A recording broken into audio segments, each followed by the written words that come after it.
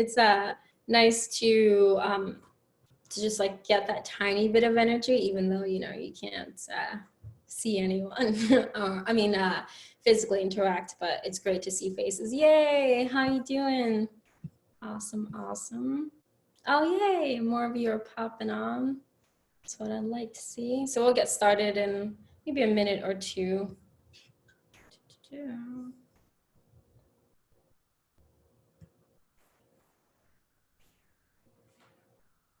Shannon, Stacy, Rebecca, Mary. Cool, cool.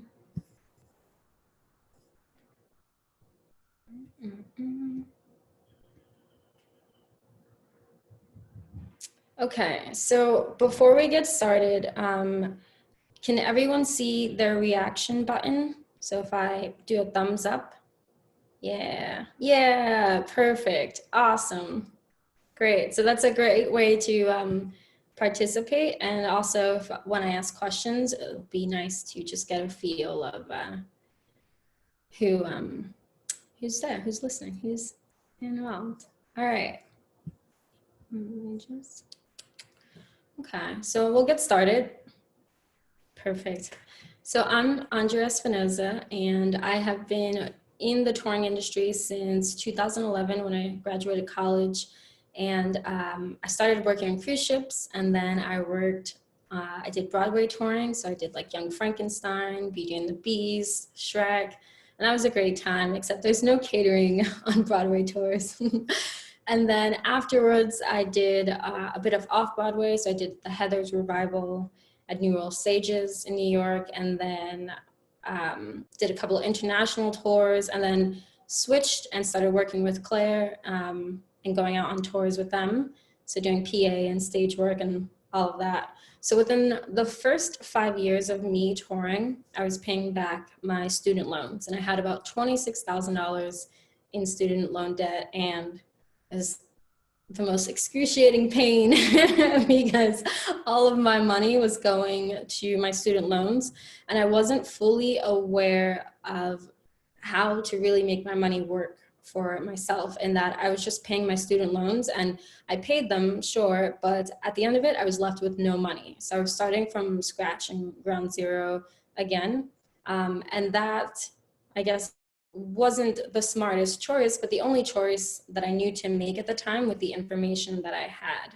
And so fast forward to a couple of years later, in the process of me touring, I've opened up a Roth IRA, not really knowing much about it. I had a 401k at Claire, not really fully understanding what it was, the contribution, the match, nothing, right? And I know most companies, and I believe at Claire as well, they have these information sessions, right, about your 401ks, and they give you all this information. They say, this is what it does, but I don't think I was listening or that I even attended possibly. And so I had that. And then I also got an investment account. And so I had these small meanderings of money handling that I just was kind of digging my way through and really kind of haphazardly learning about finances. And it wasn't until last year where I met one of my good friends and now mentor, where she really just redirected my focus and helped just accelerate my trajectory in terms of financial literacy. And what I know now just blows my mind, because I wish I would have known it then if someone would have told me at 16 years old or at 14 years old when I had my first job, what it meant to pay myself first. Man, I would be a millionaire by now. I'm telling you, we would all be millionaires if they taught this information in school. And that's why now that I've moved into tour management and I'm responsible for money and receipts and sometimes accounting and just being more task oriented, more financially sound, like being in financial services is phenomenal because it just makes me that more valuable. And on top of that, it allows me to help as many people as possible get into a better financial position, allows me to help as many people as possible take care of their student loans, to take care of their debt, their credit cards, retirement planning. Like, it brings me such joy now to know that I am able to assist someone becoming financially successful or independent or planning for the retirement, right? And someone said something that really shifted my perspective, and they said, how is it, right, that we have kids, for those who have children, and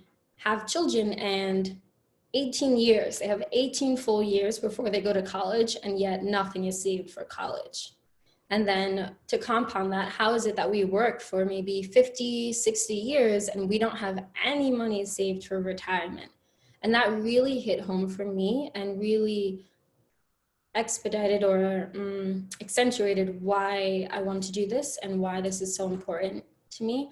So the goal of today is to provide you with some really incredible, valuable information and give you some framework, some parameters to work within and to really know and hopefully come to love money because it's great when it works for you, when you have your money working for you.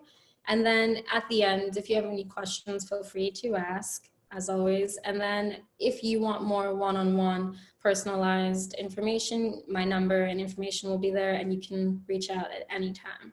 So I'm going to share my screen.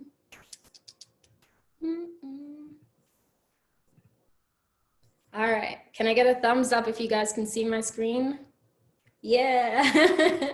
Thank you, ladies. All right. So how to pay yourself first. When I first started, I did not understand the concept of paying myself first. Like I said, I started paying my debt first. And to pay your debt isn't necessarily to pay yourself. And I'll elaborate on more. So what does it mean to be financially literate? There's knowledge and there's action, right? And we often say knowledge brings power, but it's really knowledge combined with action.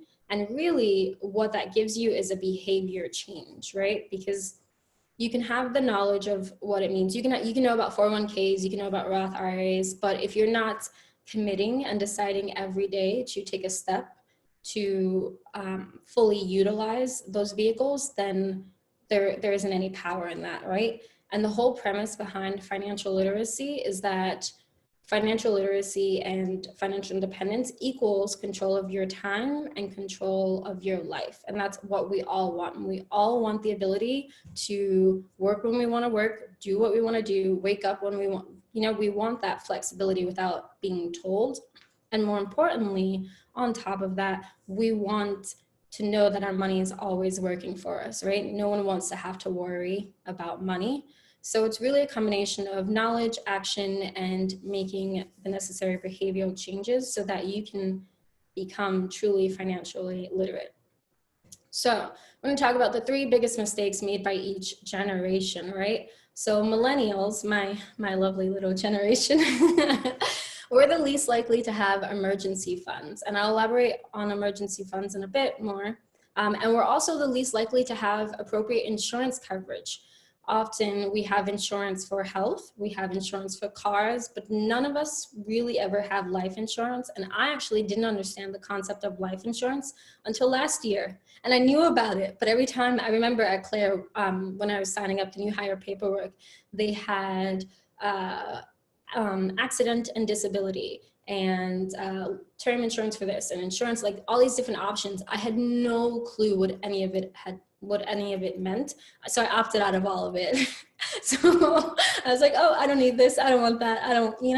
And we're also the least likely to save for retirement or for college.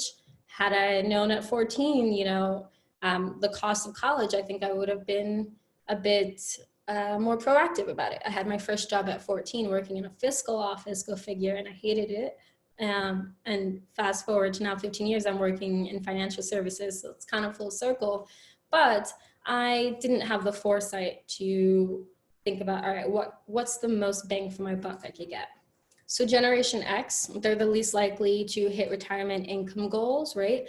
And from my experience now, especially working in this field, is that not many people have retirement goals. They just know they want to retire without running out of money, but there's no set amount. There's no lifestyle. They just know they want to continue living the way they're living, but there aren't any smart goals to get them there. There's just, oh, well, I have my Social Security, or I have my pension, or I have my 401k, which there's so many holes in those boats that, I mean, it's not what you think it's going to be by the time you retire. So, and they're also the least likely to pay off credit card balances and the least likely to avoid overlapping investments. And I had a recent experience where this beautiful, lovely 65-year-old woman had $70,000 in credit card debt, you know, that she probably wasn't gonna ever pay off. But I mean, 65 years old, you know what I mean? Or yeah, with that amount of money, it's a lot, and it can become overwhelming and overbearing. And then we have the baby boomers, which there are 10,000 baby boomers retiring a day. 10,000. They're the least likely to be prepared for long-term care, and that falls into life insurance. They're the least likely to retire at the age of 65. The current average age of retirement is 63, but a lot of people are now working to 66, 72 years old, some people even. And they're the least likely to believe they have available opportunities. And I think what we can all attest to is the shift in mindset from the baby boomers to the millennials to the most current generation, is that this idea that you can be your own boss, you can be self-employed, you can be a business owner. You know, the baby boomer generation, they were the pensions, they were the Social Security, you know, they were all these programs in place because the government said, wow, we have 77 million people, whatever the number is, who are being born this time. Like, how can we make sure we take care of them? Except they didn't account for the fact that people would be living longer and longer, and now there are more people than ever before. So preparation. All right, so a lot of people think when paying yourself first that, or just a lot of people think with their expenses, you have your salary, then you pay your bills, and then you have your spending amount, and then you have the other amount, which is what you use to save and invest. When truthfully, how it theoretically works best in your favor is to have your salary, have money set aside from your salary to go into your savings or investing, and then using that to pay your bills and to spend, right? So the concept is to save before you spend. Okay, so it's disposable income minus your savings and investments equals your spending money. And what's great about that is if you, what I was speaking to, those behaviors, if you get into that habit of taking 10% of your income of every dollar you get and putting it into another account, into your savings, investings account, whatever you're using, then you will automatically train your brain to always look for that budgeted amount as opposed to expecting that full amount. So it's delayed gratification, right? And when it comes to planning for your future, delayed gratification, you know, is 50 years out, is 60 years out, or 20 years out, but it's not right now. And I think that's where a lot of people struggle, is the not having it right now. So one of my favorite vehicles that I learned about were emergency funds. And I knew of emergency funds, and like people would say, oh, I have a rainy day fund, I have a emergency, I have this little pile of money, but I didn't fully understand the concept of emergency funds, right? So emergency funds are great for repairs. They're great for if your car breaks down, i.e. my transmission in my car just gave out last Thursday, right before a trip. And I was fortunate enough to have friends who helped me tow it and then ride with them for the trip. But that is something I'm dealing with now, and that I am having to go through my emergency fund to figure out, all right, how much is it gonna cost me? How long before I can recoup the money that I'm spending on a new transmission? So many details. And so emergency funds are really that safety net between you and life. And I typically recommend, and a lot of other advisors and financial people in the industry recommend 3 to 6 months. And so I like to be transparent when I'm talking. So these are an example of my monthly expenses, right? This is the truth. These are things I spend money on. And this is how I break down my emergency fund, right? Because I think so often we get information and we get do this. but it's not really tangible until you see what someone else is doing. And I love to give examples of what I'm doing, because that is how I know that I benefited most from hearing what my mentor was doing. And so I typically spend about $2,000 plus or minus $2,000 a month, right? And the goal always with my spending and with my income is that my spending sticks within one paycheck. I can make that in a week, and sometimes 2 weeks. It depends on what the gig is, but on average, plus or minus $2,000, I can cover all of my expenses with 1 week of work, and then the rest I can put aside. There was a point in my life where I was making $2,000 a month, right? And so this wouldn't necessarily be feasible. However, you make adjustments. So the total is $1,800. And I can take out some things. You'll see like food is $200 for eating out, because I don't enjoy cooking. It's just not, I'm used to being on the road all the time, and I'm used to having all my meals made for me, and I love to eat. But since quarantine, you know, I've had to be a little bit more diligent about my eating. So it's actually on the cheap end of what I'm spending. So my emergency fund, with a little cushion, is $2,200 a month. That's how much I need if quarantine hits. That's how much I need to sustain myself for a couple of months. So my emergency fund goal is $13,200. And what I say to people is, if you have nothing else, if you're starting bare bones minimum, get a separate bank account that you can just put 10% of your money into, that you can just allot money into. And then also, as a step for you guys, I recommend writing out your monthly expenses, giving it an amount, and being really diligent about what you spend your money on. I have 2 credit cards and my bank account. I have reoccurring payments, and I have my credit card set up for one credit card takes care of all of my reoccurring, one other one takes care of all my business expenses. And it's very tedious, and it's not a lot of fun, in all honesty. However, knowing that I will be one step closer to my retirement goals will outweigh the dissatisfaction from doing this monotonous work, you know what I mean? So it's just something to keep in mind.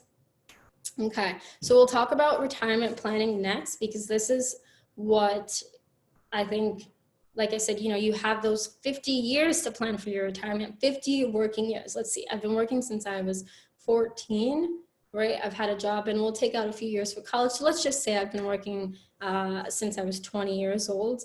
And then I'm going to be working maybe, hopefully until I'm 50, but probably until I'm 60, 65, right?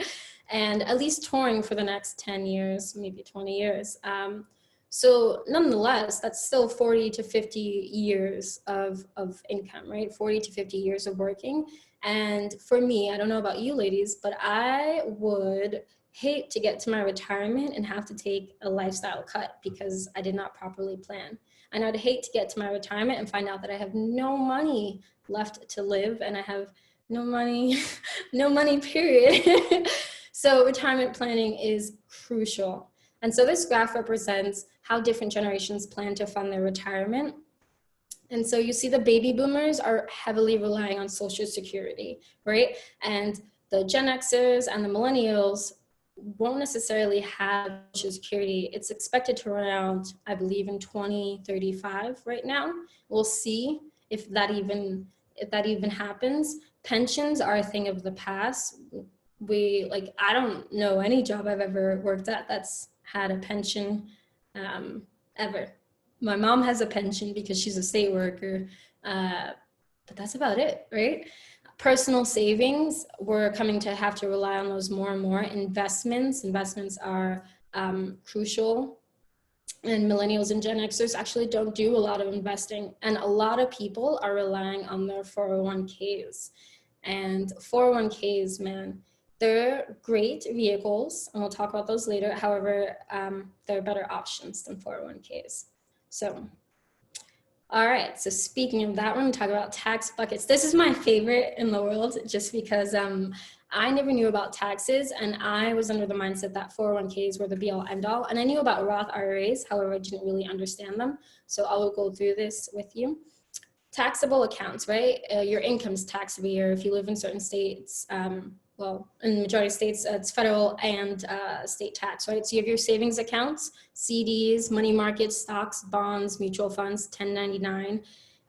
This is where your emergency fund would live, right? So my emergency fund is actually not in a savings an account in a bank. It's actually in an investment account, because while it is sitting there in case of emergency, it's also growing money. So what better way, right, to have your money make money? And so that's an avenue that you can explore. And the reason why I recommend, and most financial servicers recommend not having more than 6 months max in your emergency fund, is because then you start to accrue lazy money. And when you have lazy money, it's easy for you to spend, but it's also not doing anything for you in the long run. So I recommend, if you can, move your emergency fund into an investment vehicle. And if you'd like more information on that, we can surely talk about that later. Tax deferred, right? So 401ks, IRAs, 403s, annuities, tax deferred. What that means is you are paying taxes on the gains, right? And so you're putting your money into your 401k, and a lot of what I've heard and how I even was brought up was that you max out your 401k. You put as much money into your 401k as possible. And I advise not to max out your 401k, to max it out in the extent that your employer is willing to match it. Otherwise, those are what I would consider to be empty gains, right? Because you're paying the taxes on all of that money later on, and there are better options. So what I would personally do is put into my 401k and only match what my employer is doing, and then use whatever money I would like to invest in my 401k and put that into the tax-free accounts. And so tax-free accounts are my favorite. So they're essentially two accounts: Roth IRAs and life insurance vessels, and that not many people know about. And let me just switch to this, right? So this is, well, how it works is that wealthy people work from right to left, in that they start with their Roth and they start with their life insurance policies and then move down, whereas the average American works from left to right. And 85% of America puts their money into banks. And it's just mind-blowing, because we are bailing banks out and not the people, but that's a whole nother story. All right, so in the rich person's Roth for tax-free retirement income, right? So you have a Roth 401k, and these are the contribution limits, right? And 19,000 or 25,000 or 50 plus, or a Roth IRA, you have 6,000 and 135K if you're single, and 203 if you're married. And then you have the backdoor Roth IRA, and that starts to get a little bit more complicated. But long story short, it's where if you have a traditional IRA, you can convert your traditional IRA into your Roth IRA. And so with a little finessing, that takes some work. But the thing about the Roth IRA is that there's a 59 and a half age, so you cannot access your money until 59 and a half. There's also a contribution limit. There's also an income limit. If you make over the 135K a year, you are no longer eligible to contribute to your Roth IRA. So it makes anyone making above that, you don't have a tax-free vehicle. However, you do have the Index Universal Life, and this goes into retirement planning. This goes into planning for the future, and just being mindful of how you can make your money work for you, because it's a cash value life insurance policy. So there's no contribution limits, right? There, you have cash value, so you're paying for the cost of insurance, but you're also socking money away. It's like a bank account, a savings account, and there is still a stigma around life insurance. There's still this, oh, I don't need it, and I can attest to it because I was the same way because of my lack of knowledge. And there's this idea that the only time people want life insurance is when they need it, after an accident, after something happens. But you can use life insurance to save money. You can use life insurance to grow money.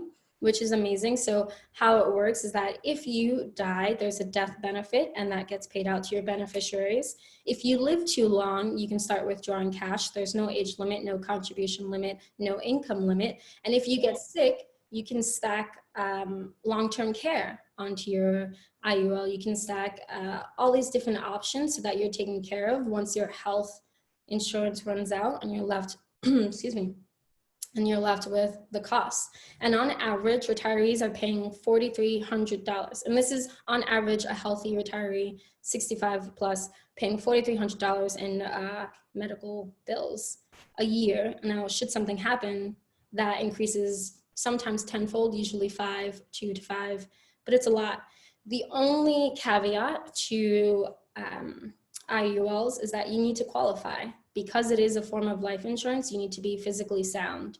And there are different variations and ratings for it, but you have to pass a physical examination, same as if you were getting a term or a permanent or the various different kinds of life insurance. So, and it's tax-free, which is the best part, right? You start to withdraw your money and it's tax-free.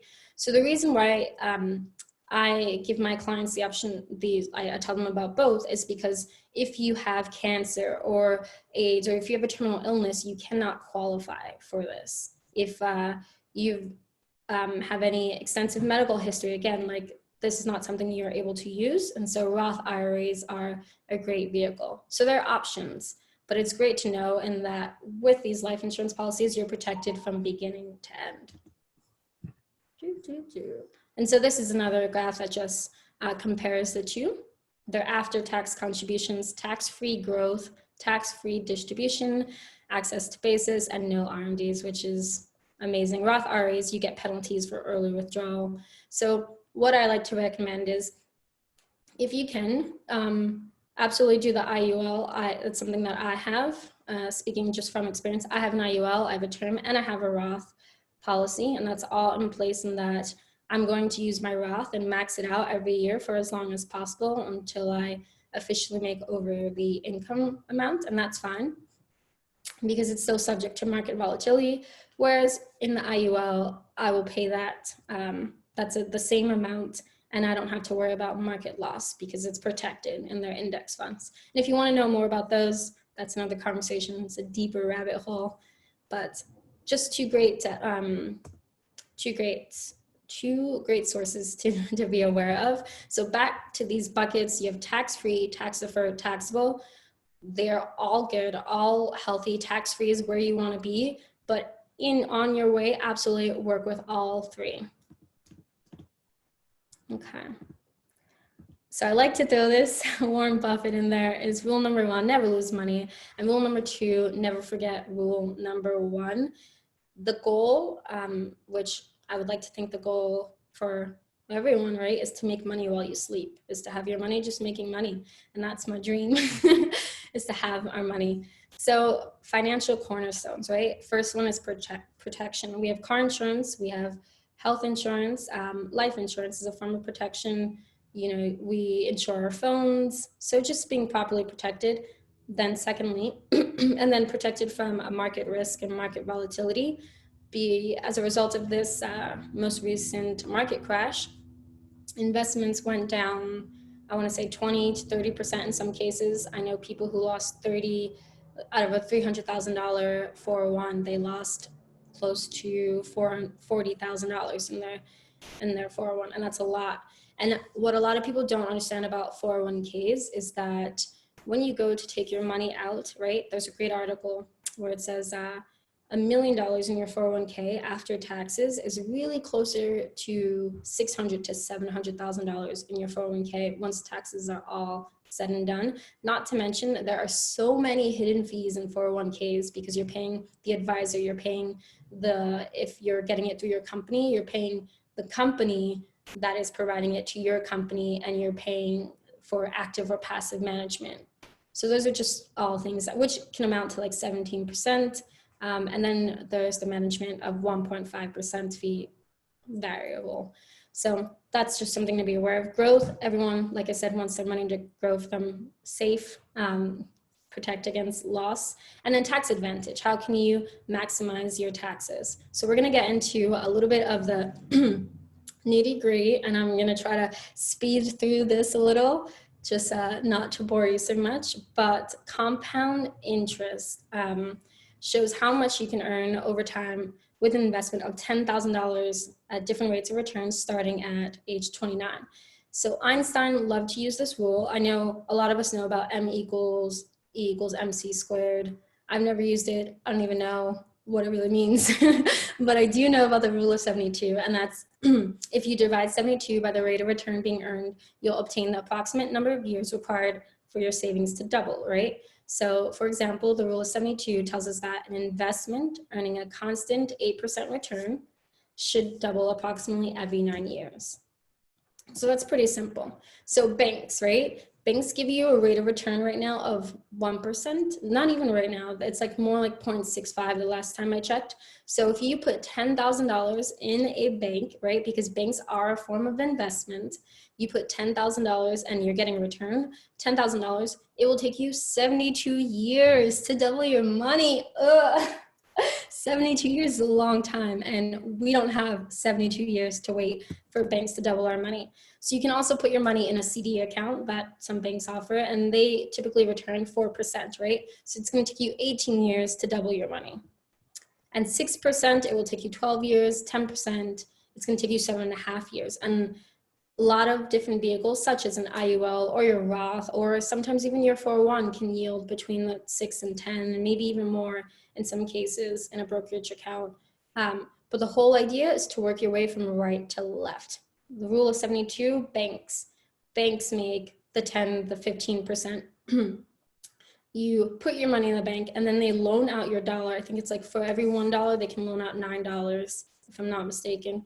And they give it back to you in the form of a credit card at 15 to 18 to 24%, in the form of a mortgage at 3 to 4, 5, 6, 7%, and a car loan. So banks are really benefiting from this rule of 72. And should you make the necessary adjustments in your life and in your finances, you can also benefit from this too. Okay, so this is at age 29. Let me just, all right. So this is a great way to show the power of time, right? And how to use time for you, and how to use time to save in the future. So an example of a person saving $2,500 per year until age 65 in a tax-deferred account, earning 10% a year, right? So person A is starting at 30 and person B is starting at 35. That's a 5-year difference. And that is $87,500 invested for person A and $75,000 invested for person B, right? And so the total accumulation is $677,000 for person A and $411,000 for person B. That's $266,000.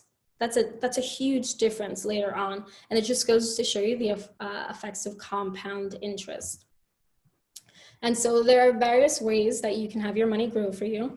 In a fixed account, that's like your bank account, that is getting a 1% return, a 4% return, right? In a variable account, that's the stock market. So your 401s are usually invested in some index funds, but your Roth IRA could be invested in the stock market, or if you have a brokerage account, you know, you're kind of gambling. Then the index funds, which is similar to the cash value life insurance, is an IUL, Index Universal Life Policy. That's to say, when the stock market goes up, you're participating in the gain for a certain percent, because you're capped maybe from like 12 to 15% cap, right? But then when the market goes down, you don't lose any money, and your floor is a 0% or 1% floor, which means that you will never lose your principal balance or your gains. So your money is steadily growing up. And if you dive deeper into it, you'll see that over a long period of time, this is proven to outperform the market. So it's just some ways to strategize for your money. Okay, this is going to be a little technical, so bear with me, but it's still helpful information to know. The more you know, the more you can decide on what's best for you and what's best for your future. All right, so you invest $100, right? And if you lose 50%, what rate of return does it take to get back to $100? Most people think, oh, okay, I'm gonna lose, if I lose 50, all I need to do is to gain 50. However, a 50% gain only gets you back to $75. In order to fully recoup your money, you would need to gain 100% back to recover a 50% loss. And so this is a market risk, right? This is the difference from average returns and annual returns, and that people can fluctuate. So if we go back to our person A and our person B, this is how they were able to do it. They were able to use tax advantage accounts and tax deferred accounts, fixed annuities, saving bonds, IRAs, Roth IRAs, and to really help their money grow from there. Okay, this is a funny little slide I love to put in just to break it up, because finances are so boring. They're so monotonous, but they're really fun when you figure out how to put yourself in that 1% bracket, put yourself in that mind frame that you can be wealthy. You deserve it. You deserve all the money that you wish to have. And not only that, but you deserve a lifetime of happiness and success. And while money can't necessarily buy you happiness, it can help you get there. So let's talk about the next steps while we have some time left. Number one, make the commitment. Commit to yourself. Decide today that from here on out, I'm going to be a little bit more cognizant of my finances. I'm going to really be considerate of what I can do, right? And assess your financial situation. So where are you? Something that I do for free, and this is an offer for all of you, is a free financial needs analysis. And what I do is I sit down with my clients and I go over where they are with their money. And I let them know, okay, you're here, you have mounds of debt, or you have a 401k with $5,000 or whatever the case may be. I can help you. Not only can I help you, but I'm going to give you a plan that can possibly get you, not possibly, but should you follow it, will get you to exactly where you want to be. But it's really important to assess your financial plan. For me personally, I do Sundays and I write down all my finances for the week, or I go over my finances. What did I spend? What did I, how much money do I have left over? What are my goals? What do I think I'm going to spend money on? So I do that. And then I look at my finances. And there was a period of time where I did not want to look at my money. Like I wouldn't even, I'd be like, oh, I just spent this. Let me just go pay that bill. I wouldn't, because I was afraid. And I judged myself a lot for my lack of financial knowledge, right? I hid myself from myself in the sense that I was ashamed because I wasn't making the best choices for myself. I wasn't doing everything that I needed to be doing for me, and I judged myself a lot for it. And once I got over the fact that everyone at one point or another has some sort of money issue or has their own financial hiccup, and it's like, F it, like it's money. I would like to have millions of it someday. And so in order to do that, I need to make more of a commitment to myself. And so clean financial clutter, right? What subscriptions do you have? What are you paying for that you forgot that you're paying for, right? I used to have, I just canceled a subscription to a site that I didn't even remember signing up for, and it was a reoccurring payment, and I didn't even know, like those little things, right, that I wouldn't have grasped had I not put the effort into really just diving deep into my finances. Creating a budget. You saw my expenses. My budget is $2,000 a month, and that includes rent, that includes all bills, and that includes everything I want. So every month I'm like, how can I get below that 2,000? Because sometimes I do go over, but I have a budget. And when I go over the budget, I readjust and reassess. And then know the rules. Know the rules about your budget. And so what I like to talk to people about is, let me just make sure. It's the rule of 20 and 10, right? It's for managing your debt, and the rule of 72 for managing your investments. But 2010, your outstanding debt should not exceed 20% of your total yearly income, right? So what I'm like, just to break it down, your monthly debt payments should not exceed 10% of your monthly net income. So just keep that in mind in terms of numbers, and paying yourself first is figuring out, okay, how can you pay yourself first? And then worry about your debt, but also making sure that you're not exceeding those limits. All right, so another thing is setting SMART goals. Think about your financial goals. Often we think about, oh, I want to be here in my career. I want this house. I want this. But I don't know if you guys can necessarily relate, but I know that I wasn't really thinking about how much money I wanted to have. I was like, I'm fine with making $20,000 a year. What? You know, I wasn't thinking about the fact that I wanted to be a millionaire, but I had no plans in place for how to get there. So set SMART goals for yourself and really think about what it takes to get to where you'd like to be. Something I like to tell people about is having a routine, right? Structure, especially during this quarantine is, and this is for life, but you can use this routine for your finances. Establish, when are you going to go over your money? When are you going to make a list of things that you spent money on? What future purchases? I have a list of future purchases. And then I have small steps that are going to, that I'm going to use to get me to that future purchase list, you know? It's just putting some thought into it, and then don't take it so seriously. Just bring a little routine to your finances. All right, so budgeting, the 50-30-20 rule. I use one and I think it's fantastic. 50% goes to needs, right? Your housing, your food, your healthcare, and insurance. 20% goes to savings, and I break this 20% in. I do 10% in my emergency fund, and a flat every time I get money, 10% into my investments or savings or whatever the case may be. And so I just got my stimulus check, right? And immediately took 10% of that off the top and put it away without even going through it.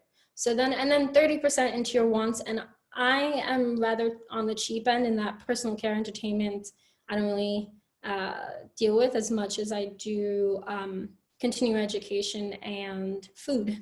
So I break that down to 20%, and then I have 10% for tithing, 10% that I would like to give to my family or give, or whatever the case may be.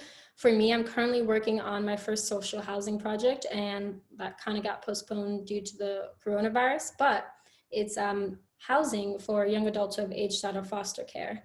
And that's something that's near and dear to my heart. And so 10% of my money is automatically just going to that before anything else, because that's a huge goal of mine.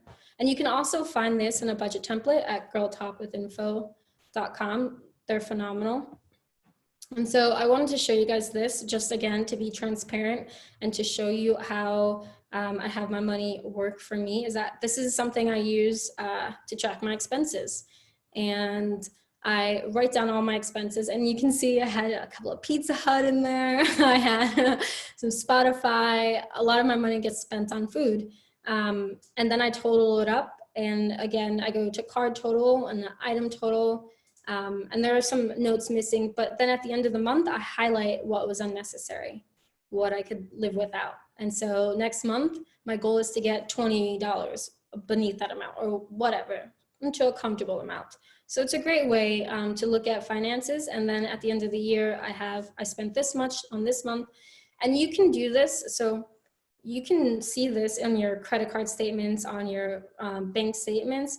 But the importance to writing it yourself is actually, or typing it in, is actually seeing what you spend your money on. Sure, we see it on the computer and we see it the way our credit card companies generate it, but it doesn't hit home until you're personally inputting these numbers and you're seeing how much you spent on X, Y, and Z. So that's just something I like to do for me. This is a budgeting tracking sheet that I love to use. This is what I use to write down all my bills. I do this every month.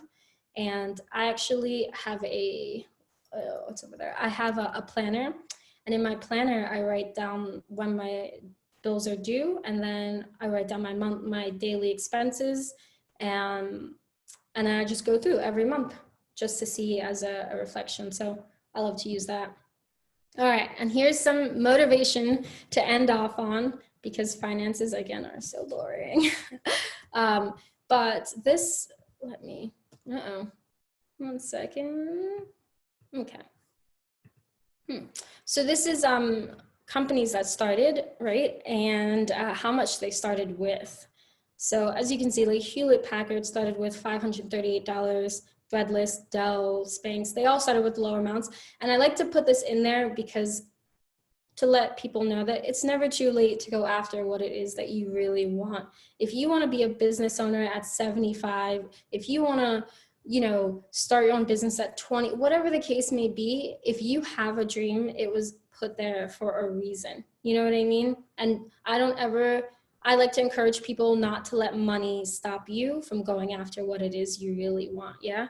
And so anything is possible at any point in time. And I strongly encourage you to do what it is that makes you happy, passionate, and also what helps you to your financial freedom, financial success, right? We are living in the greatest time ever where it's the easiest to become your own business owner, the easiest to do whatever it is you want and not have your family disown you because you don't want to work at the factory. So there's never been a better time to chase your dreams. And even given the current economic climate, I hope you are all still feeling encouraged and yeah, just feeling good about it. So here's my information. If you want to reach out, if you have any other questions aside the ones we're going to go over, or if you want more information, whatever, there's my information. You can call, email, text. I would love to help. I would love to assist and help you out in any way. So that's I'm gonna stop sharing my screen. Okay. And then now I'm just going to go over some of the questions that I got in the email. You're welcome. Overlapping investments. Yes, Rebecca. In the sense of having two separate accounts and being invested in the same thing, right? So yeah. Okay, what do I think about QuickBooks for self-employed? I think QuickBooks are amazing, absolutely, if you're diligent about it, right? The whole premise is to build healthy habits and habits where you can be consistent. Negative habits are unfortunately easier to build because there's often instant gratification, right? There's no gratification with handling your finances, but QuickBooks is a great way. And if you upgrade, I believe you can do the receipt capture. And something that I like to do now that I have a bit more knowledge about taxes and expenses is I take pictures of all my receipt and I categorize them every Sunday, right? It's so tedious and painful, but guess what? When it comes time for taxes, I now have an entire list of itemized deductions. And it's easier if you start it now, right? It's easier if you start it, if you do it once a week or if you do it once a month, you go over your finances. But the point is that you're building consistent, healthy habits that will have compounded returns for you and your future. So what are your thoughts on having disability insurance? It depends. It depends on what kind of job you're doing. I would recommend it would depend on what kind of job you're doing. And there are other ways you can work with disability insurance in other insurance policies that can give you cash value. Yeah, so there's that. And let me just pull these questions up. All right, so from this questionnaire, I'm just going to go over some of these. What would you recommend opening a business account? Would you recommend opening a business account as a first-time freelancer? Good question. I would say it depends on what you're doing, what kind of work you're doing, how much money you're making. I would have a separate business account anyway. So I have a business credit card and all of my business expenses go on that. And then a business account that's automatically for my office that I have, my fee is automatically withdrawn from that. So that is something you can do. Is this a good year to convert a traditional IRA into a Roth IRA? This actually is a good year in that the fees are a lot lower as a result of the corona. I won't get into too much detail into it. However, there's also a safer way to convert a traditional IRA over an extended period of time. into a Roth IRA, and that conversion is known as the backdoor conversion into Roth IRAs. Do you think it's a good investment to open a Roth IRA? Absolutely. If you can, do it. I wish I would have done it much earlier, but do it until you can't do it anymore, because ideally there will come a point in time to where you cannot put any more money into it because you're making too much money. And in that case, you have other vehicles, but max it out, do it every year, and then be knowledgeable and be diligent about it, in that what are you investing in, right? Because it is subject to market volatility. If you are unsure about investing, then that is something maybe you want to have someone actively manage that account for you and actively manage what your money is going into. But, and on that, I will say about investments, invest only in what you know. If you hear about something that's good and you don't know anything about it, don't invest in it, right? Because you can't relate to it. And so you're tying your money up to something that you're ill or uninformed about. What expenses do most people forget about? That's a great question. The expenses that most people forget about are the unexpected expenses. You get into a car accident tomorrow, you break your arm, you do anything outside of the norm that gets hurt, or someone in your family dies. Those are all expenses that people don't think about, that all fall under your emergency fund. How will having spent 6 consecutive months of unemployment this year affect my taxes next year? That is a good question, and I will leave that up to a tax representative.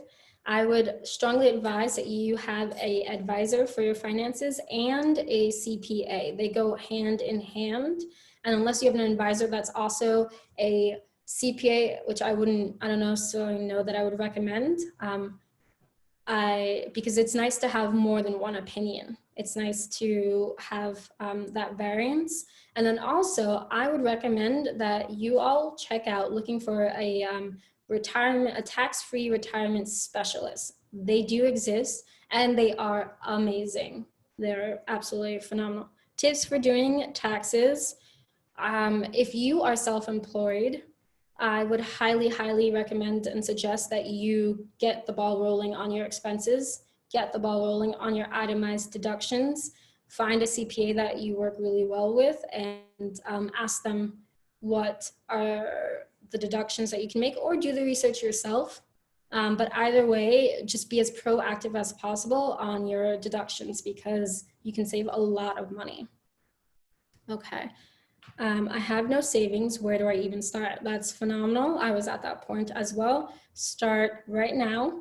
Next time you get some money, put 10% away into an emergency fund, or put 10% away. But from here on now, make a commitment and decide that no matter what amount of money you get, 10%. And if you can't do 10%, that's absolutely fine. 5%, just do 5%. So if you 5% of $1,000, right? If you can put away $50 just off the top, right?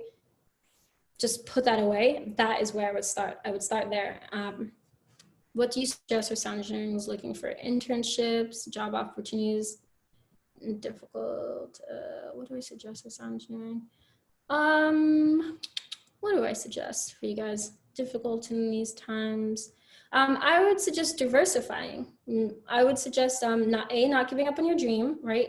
It says, what do you suggest for sound engineering student looking for internship / first job opportunities in these difficult times? I would suggest opening yourself up to doing something else on the side until sound can come back.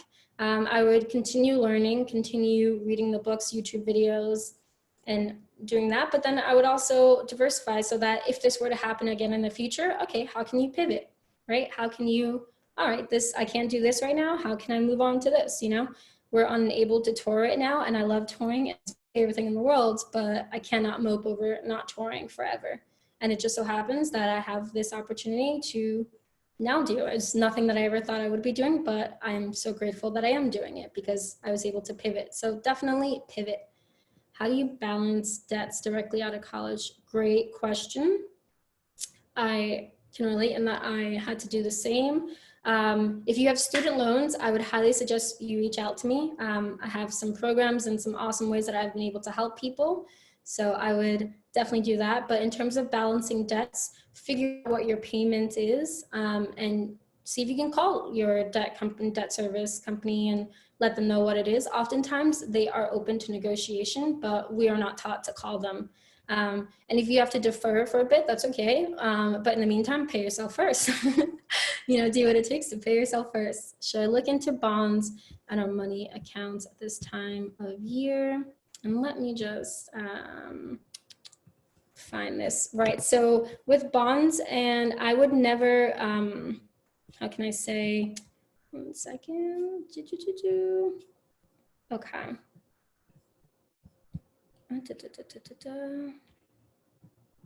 Okay, so I would never purchase bonds and money market accounts in a vacuum, right? They should be a part of an overall plan where all kinds of investments and savings are being taken into consideration. Okay, should I look at how to plan for a future in a do-it-yourself culture like we have right now when it comes to studio engineering? How to plan for a future in a do-it-yourself culture when it comes to studio. Do-it-yourself culture. Pay yourself first. Okay, the question is how to plan for a future in a do-it-yourself culture like we have right now when it comes to studio engineering. I'm not quite sure I fully understand that question in its entirety. However, I will advise to pay yourself first. And the do-it-yourself culture is to figure out where your money is coming from and how you can allot some of it to your future.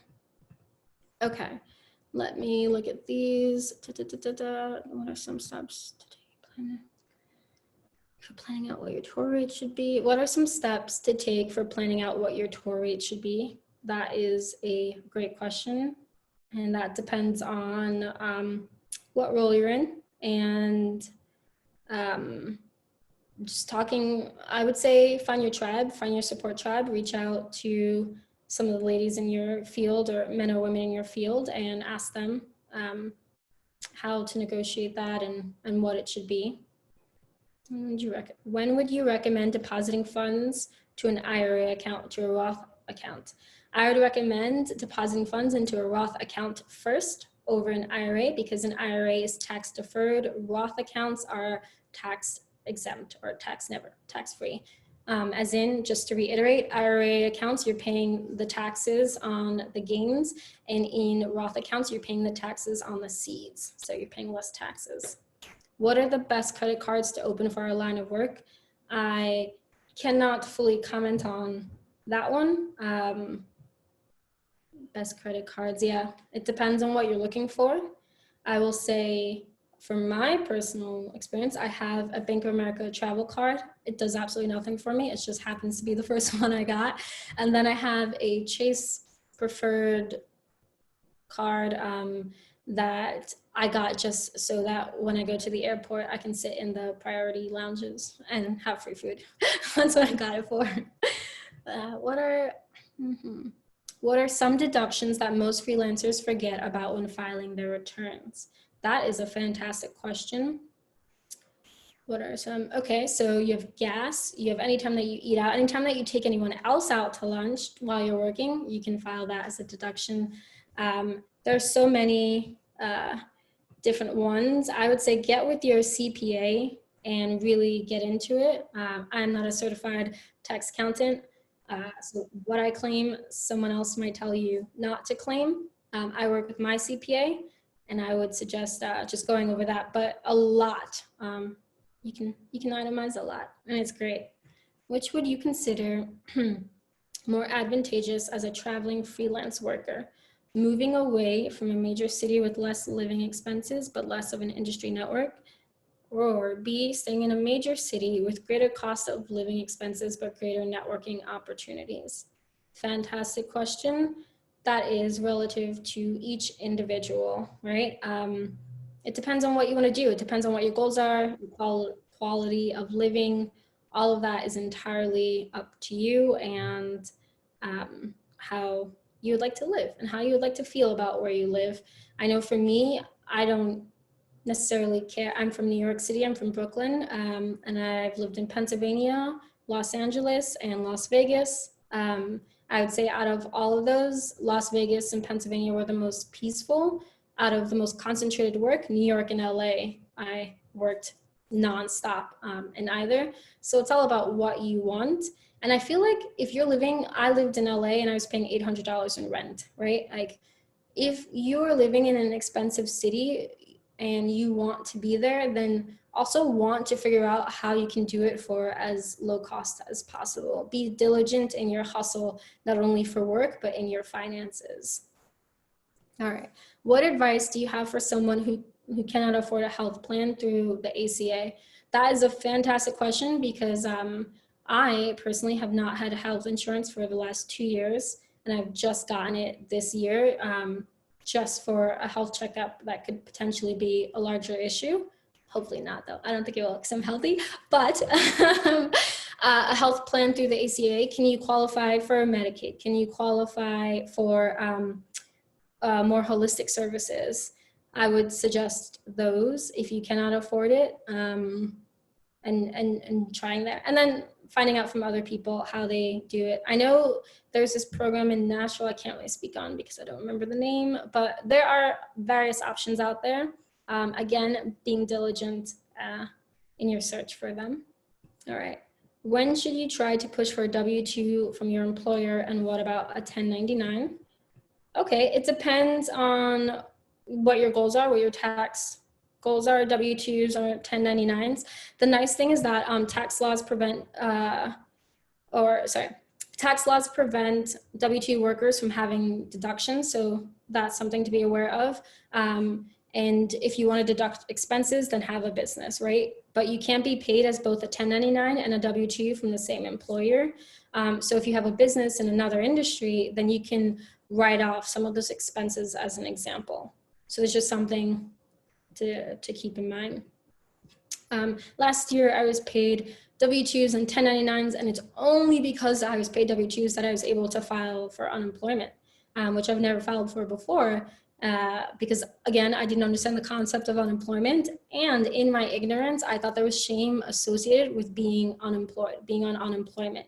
You know what I mean? Like I was ignorant and I did not have that awareness. And mind you, I've been paying into unemployment ever since I had a W-2, but I didn't have the knowledge. So again, this is just proof or my testimony and how having knowledge and taking the proper action steps can lead me to an empowered future.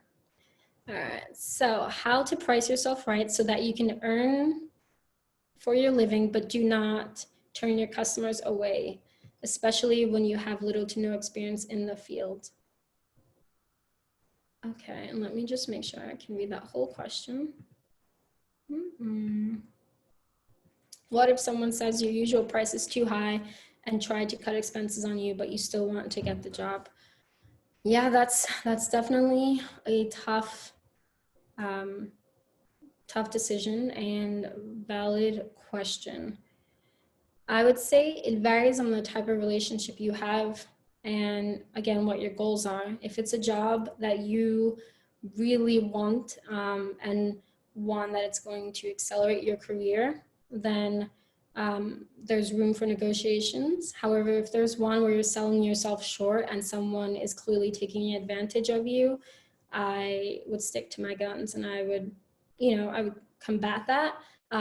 But I think what's really important that a lot of people miss in negotiations is when you are after something and when you are trying to stake your claim, how can you spin it so that you're providing maximum value for the other person or for the job or for the company? How can you make it so that you are absolutely undeniably the best option, right? So sometimes if you want that additional money, how can you up your value? Or if you're going to take a pay cut, like what jobs, I know in some tours or in some jobs, you get multiple responsibilities, right? If you're a sound engineer at a local venue, sometimes they may ask you to bring the house lights down or whatever the case may be. But where can you finesse it so that you're providing maximum value for what you're asking for?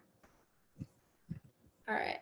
So the new tax laws have made it impossible for contracted W-2 workers like myself, working full-time on Broadway tour, yeah, from claiming any tax deductions. My accountant says I need at least one 1099 contract to deduct any work-related expenses, which would save me from owing thousands at tax time. Any suggestions for types of part-time or short-term 1099 work I could juggle with my tour job? Any suggestions for types of part-time or short-time? I would assess your skills.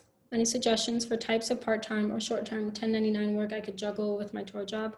I don't necessarily know that I am equipped to adequately answer that question.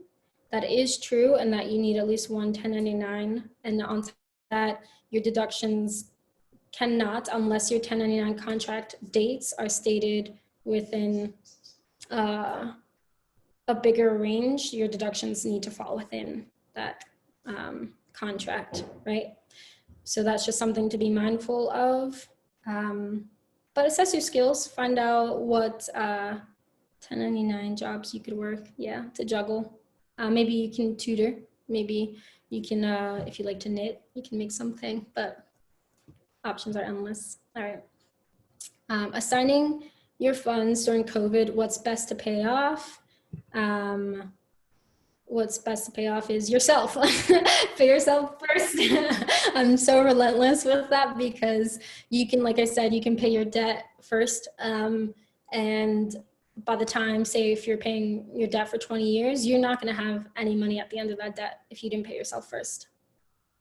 So assessing your funds, assigning your funds during COVID, pay that. And then I don't know if you guys are aware, but with credit card companies during COVID, you can actually call and tell them that you're either having financial hardship or that you need some time. And what I've been finding with my clients is that they're able to get their payments held for their credit cards for 3 months, 90 days. So 3 months, yeah, 90 days, so that they're not paying their credit card bills. I will say at the same time, certain credit card companies are still accruing interest on your credit cards, but call your credit card companies, call your debt service companies, call your car insurance companies, because actually a lot of car insurance companies are reducing the car insurance amount because of Corona. Or COVID. So I would reach out, I would be diligent, and I would reach out to all of those debts that you have and figure out. And same with student loan debts. I believe there's no interest until September. Could be wrong on that, but double check. All right. I am a touring engineer and have recently registered myself as a business under S Corp. Was the best way to take advantage of the status? I would talk to a CPA to take advantage of your S Corp status. I am not equipped to answer that one. What's something that everyone forgets about that we should know? I'm going to say it again, pay yourself. And get life insurance. I know it sounds crazy, right? I thought it was crazy too, but get life insurance with cash value so that you can start accruing money. And if you want to know more about that, talk to me. Yeah, feel free to reach out. But those are two things: pay yourself first and life insurance with cash value. And you can find a ton of articles that will tell you about CEOs being paid bonuses in life insurance policies. Like that is how they're moving. It's called The Rich Man's Roth. So check out The Richest Man in Babylon. That's a fantastic book. And then also The Power of Zero by David McKnight. That book will change your life. It's a little technical, but it's worth it. Because it talks about how the tax laws are going to change in 2026, which a lot of people are unaware of. Talks about our progressive tax under. It just talks about all the different ways you can make your 401k work for you, so you're not paying tax. I mean, like your 401ks can become tax exempt in one way or another. It's a phenomenal book. All right. Oh, well, who wrote this one? So Katie Mayfield wrote, "What makes me happy? Oh, living a life of service and traveling. Traveling is my number one. And then living a life of service, like as many people that I can help and that I can like impart some wisdom or just a tip, or as many people as can inspire, that makes me really happy." So is this type of the new normal we live in, what would be the best audio opportunities to stay afloat? Voiceover, podcasts? Those are fantastic questions. And yes, this is the new normal. I don't even know what normal is. But yeah, do it all. Pivot. Just do whatever, you know, try new things.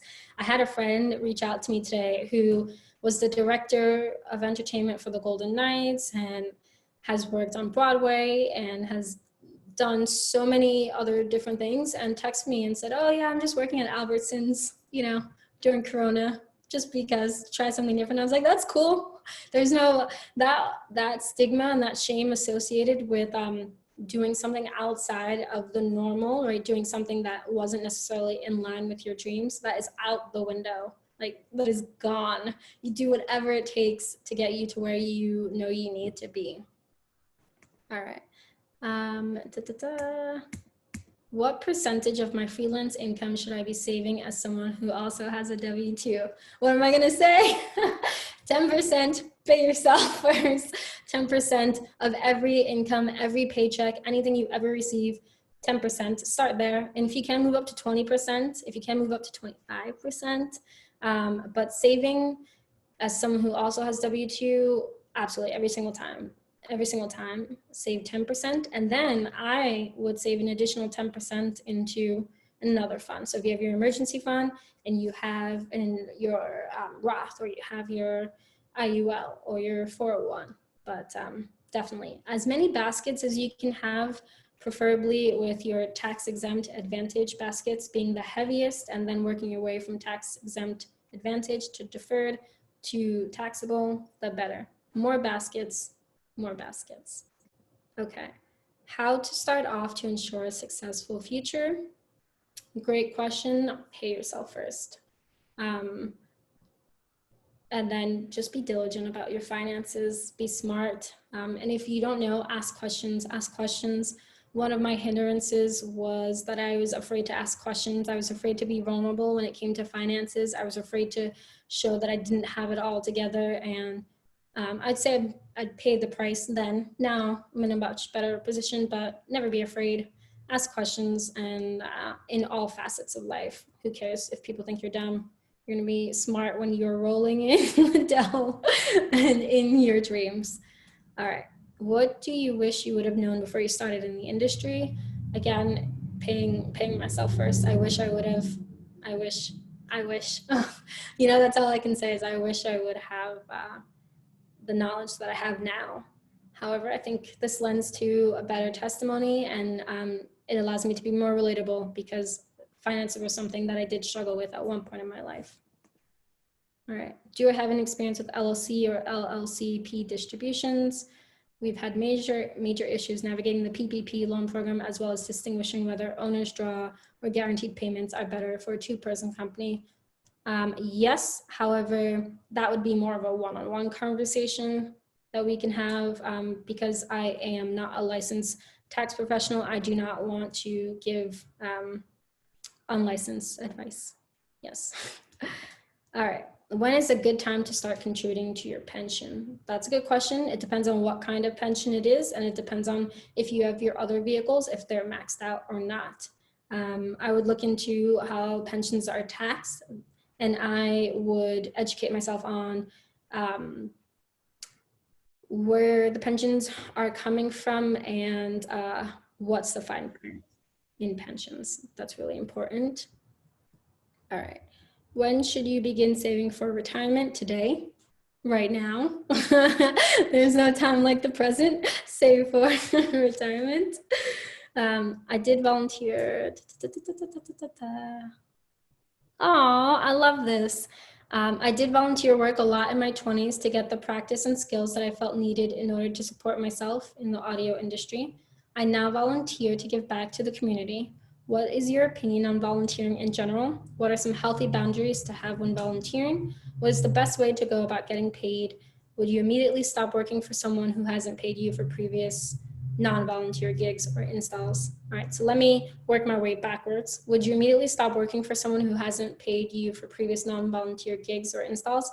It depends on the type of a relationship I have with this person. If there's been a lack of communication, or if I knew about this in advance, it definitely depends. But I know like some people have worked for, I won't say their names, other companies that maybe haven't paid, well-known monstrous size companies. But it would just depend on who your contact is and how you feel about it. I don't necessarily know that I have ever stopped working for someone. Yeah, but I have like had my payment withheld. Yeah, and I think I still, if it was a job, I finished it and I collected my money. All right, what is the best way to go about getting paid? Right, we are in a business of no contracts or nothing in writing. Put it in an email. That is the way I love to call people. And when I'm advancing shows, I call, but I also send an email that says, hey, we talked about this, this, this, this, this. And then I ask for an agreement. Can you agree that this is what we talked about? This is what, yes. So that is the closest you'll get to writing, especially nowadays. I would start there and I would then figure out all of the chain of commands. If someone was denying a paycheck, I would figure out how to be politically correct and still get my money. All right, so for volunteering, I love volunteering. I volunteer to read to kids, and I love to volunteer at the Senior Citizens Center. It's a great way to gain some perspective. It's to work with people who are dying and older. What are some healthy boundaries to have when volunteering? Healthy boundaries, making sure it's not maybe taking too much from you, and that you're not feeling drained, right? Volunteering feels good because you're giving and you're being of service. Healthy boundaries would be if you start to feel overwhelmed or like you're being taken advantage of, then, just be smart about that. And okay. How do we adapt to the future of music with COVID closing venues? That is a good question. And when you find out, let me know, because everything's up in the air and it's such a beautiful time and also frustrating time, depending half glass, half empty or half full. And I think we flow with it. We go with it. Hopefully not too many venues will close, but they say when one door closes, another door opens. So hopefully it will help. Right, so this question, what if you're on disability? What is okay to earn? What is too much? Is 1099 okay on disability? How about W-2? That would be a private conversation. Feel free to reach out to me on that, but I'm not a licensed tax professional, so I cannot give you too much about that. Perfect. How much should I save up for a big move to a new city such as LA? I would have your emergency fund. I'd figure out what your expenses are. I would go through and make a preliminary expenses list, find out how much you're willing to pay for rent. Don't budge on it either, no matter how good the place is.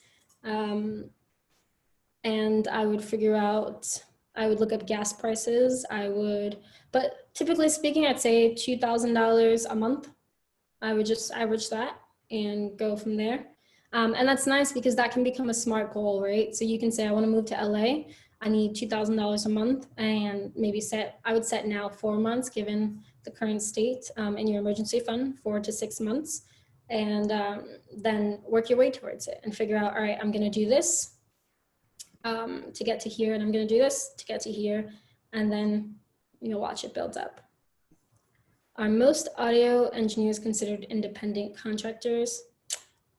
I don't necessarily know about that because audio engineers is such a vast and expansive label. So I guess it would depend, but it depends on if you're W-2 or not. Yeah. Okay. Right. I'm interested in the difference and benefits of taxable, tax-deferred, and tax-exempt. I'll go over this really quickly.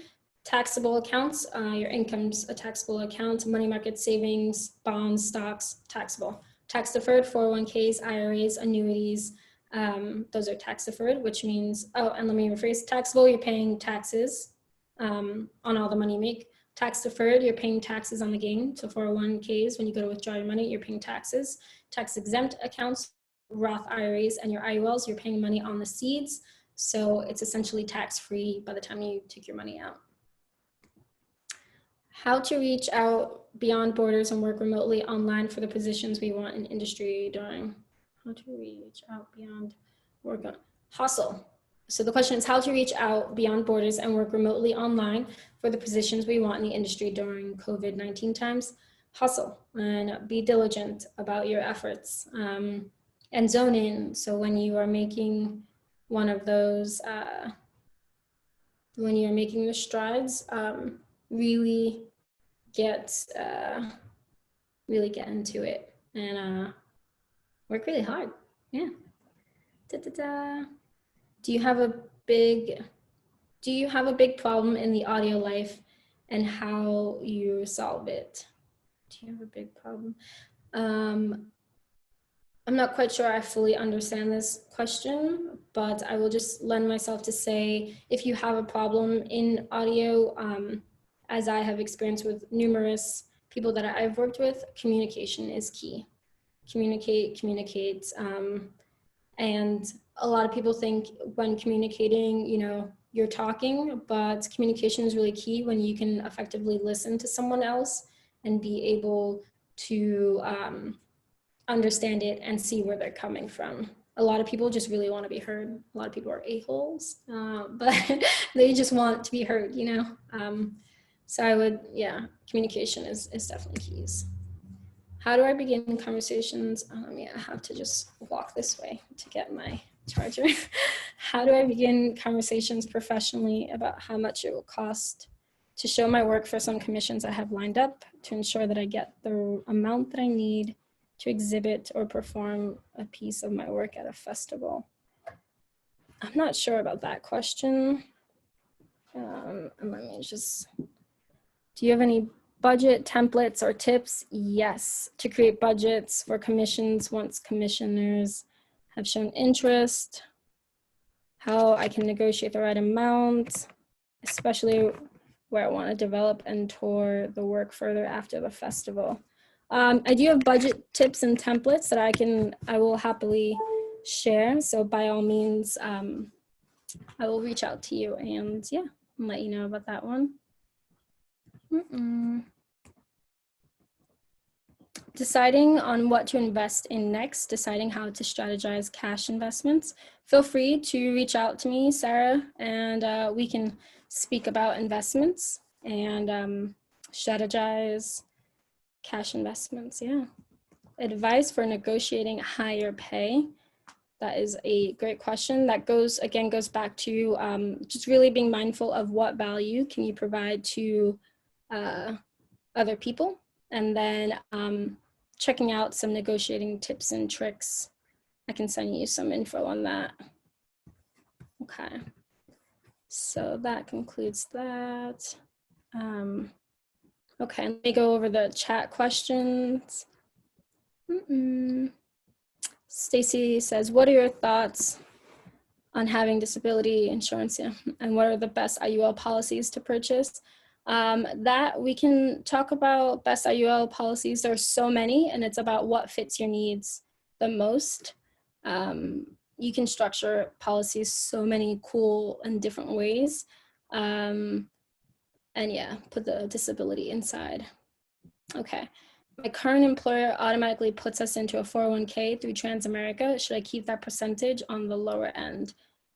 My current employer automatically puts us into a 401k through Trans. It depends on what the percentage is. Again, I would only match what your employer is matching, and I would not put in any more than that. How do you feel about target date funds or functions where the retirement plan holder does it for you? Okay, when you say your business credit card, do you have, okay, so question 1, how do you feel about target date funds or other functions where the retirement plan holder does it for you? It depends on what your goals are and if it's active or passive management in that sense. Target date funds, that would have to be a private conversation, or other functions, but I would definitely look into the fees and look into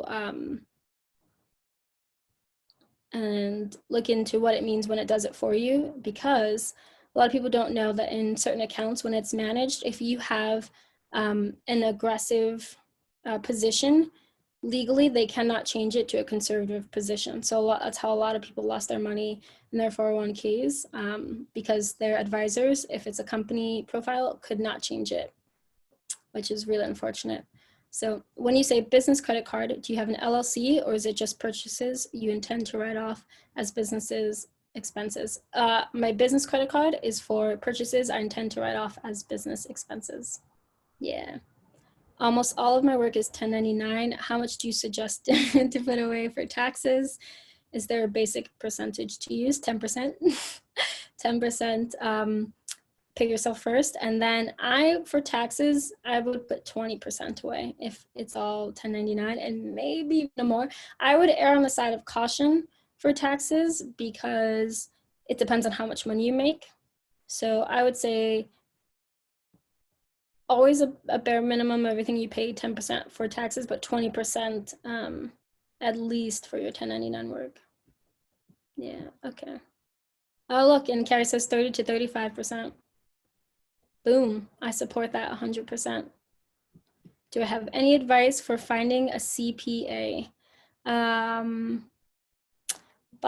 has some really great resources that I have found some great people on for CPA, but again, I would look for a tax-free retirement planning specialist for CPA. I would strongly encourage you to find one of those CPAs. Yeah, and SoundGirls has a few recommendations, yes. Yeah, absolutely. Great, so that is all of the questions, and if anybody has any more, I'm going to put my information in the chat right now. And you can, 8666, you can reach out, you can ask any questions, text, call, email. I'm here, I would love to support you. And I just want to thank all of you ladies for attending, and for Carrie for allowing me to be a part of this. So this is such a pleasure. I hope I was able to provide value to all of you and say thank you. Yeah.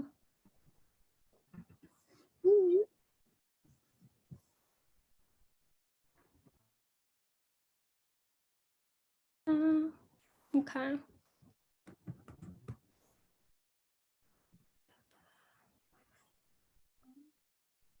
All right. I'm gonna leave this. Let's see.